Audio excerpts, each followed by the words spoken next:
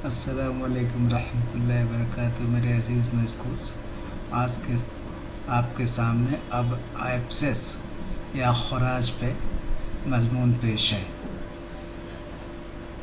आइए इसकी मज़ीद तारीफ़ हम समझते हैं।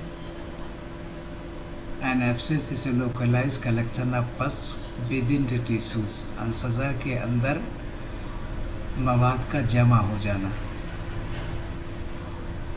Organs are confined spaces caused mainly by bacterial infection leading to the tissue destruction. Again, once I read, an abscess is a localized collection of pus within tissues. Organs are confined spaces caused mainly by bacterial infection leading to the tissue destructions. Abscess उस हालत को कहते हैं जिसमें जिस्म के किसी हिस्से में पीप मवाद महदूद तौर पर जमा हो जाती है, उमूमन बैक्टीरिया या जरासीम के बाइस टिश्यूज़ में सोजिश और गलाव पैदा होता है।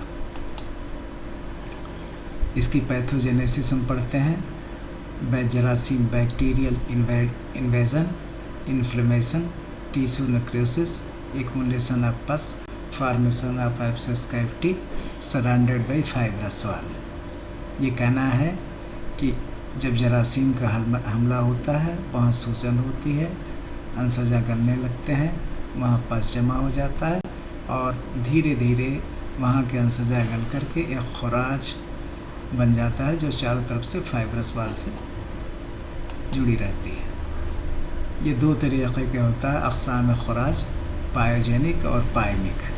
Pyogenic caused by pus forming bacteria, pyogenic bacteria like Streptococcus aureus, Streptococcus, usually acute, painful, red and warm, pus containing living and dead leukocytes, bacteria and tissues debris. Here is the tasveer of the bacteria. This has penetrated into our body, and after this infection a cavity is being formed and that cavity is being filled with pus. Tissues are necrotic या खुराज पीप बनाने वाले जरासीम मसलन streptococcus से पैदा होता है। यह उमूमन अचानक ज़ाहिर होता है।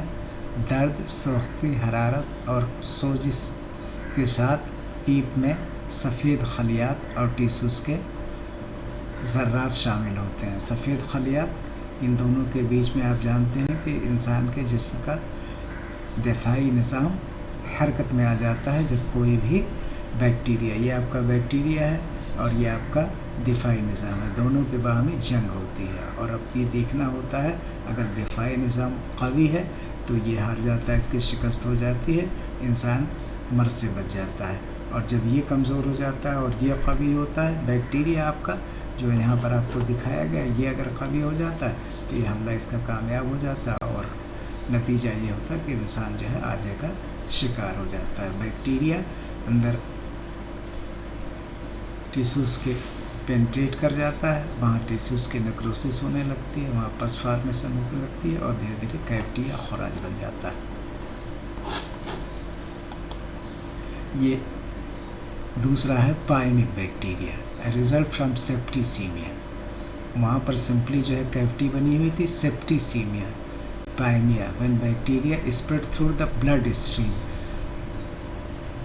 आपने जो पायोजेनिक दिया था वो प्रेजेंस ऑफ बैक्टीरिया था इनसाइड द टिश्यूज़, लेकिन ये जो है ब्लड सिस्टम में जो है आपको पायमिक बैक्टीरिया ब्लड सिस्टम के अंदर जो है, ये ब्लड वेसल आपके दिखाया गया, यहाँ पर जो है खून की गर्दिश हो रही है और इसी के साथ साथ जरासीम की भी गर्दिश होती है। इसको हम सेप्टिसीमिया या पायमिया कहते हैं। प्रेजेंस ऑफ बैक्टीरिया सिर्फ मौजूदगी है तो वो आपका अलग है, और मौजूदगी और उसके साथ मल्टीप्लिकेशन है तो वो अलग है। आइए अभी आपको अगले तस्वीर में इसकी मज़ीद वजाहत करेंगे। Result from septicaemia on bacteria spread through blood stream में जो है अंदर जा कर के ये हरकत कर रहा है और जो गर्दिश कर रहा है।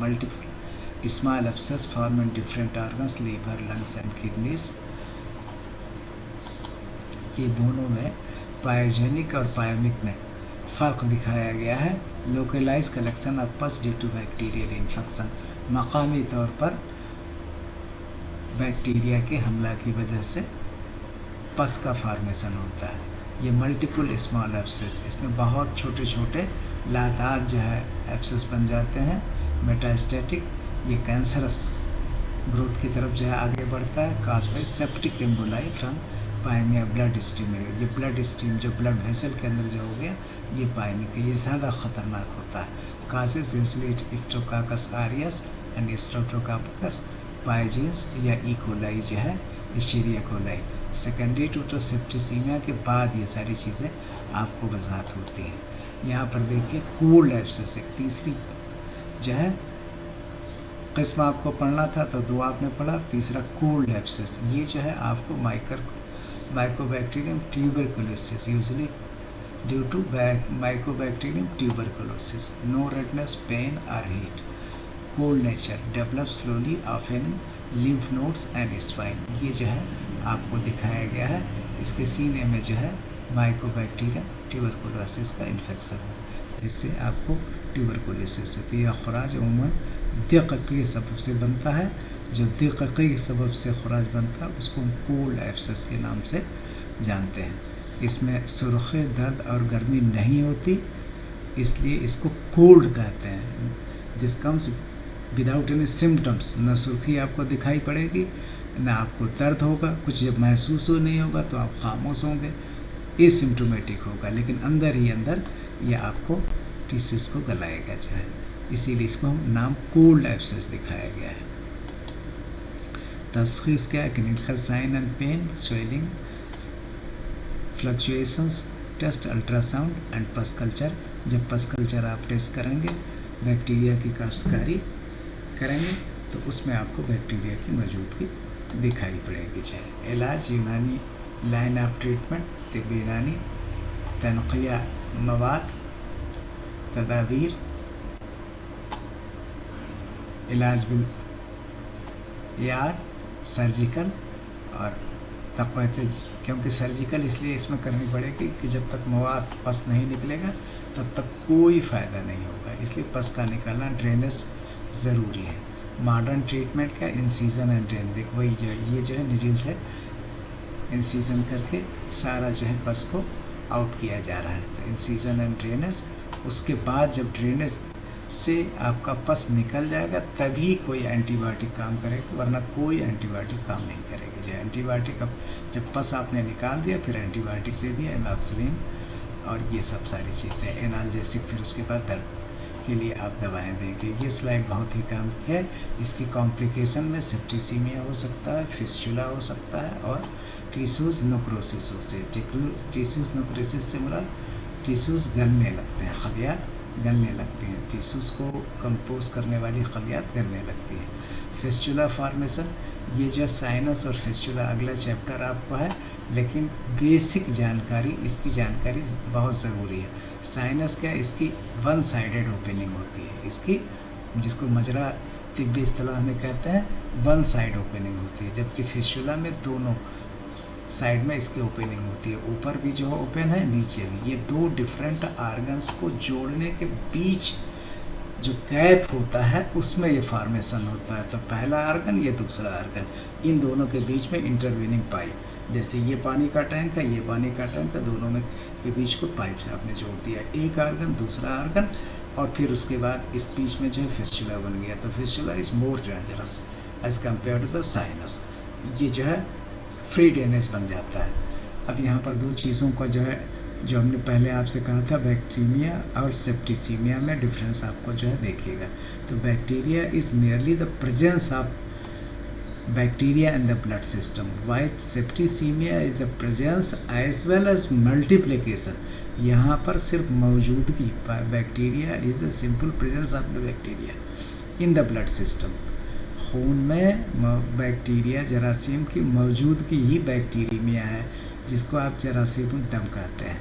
वाइल सेप्टिसीमिया, जिसके आप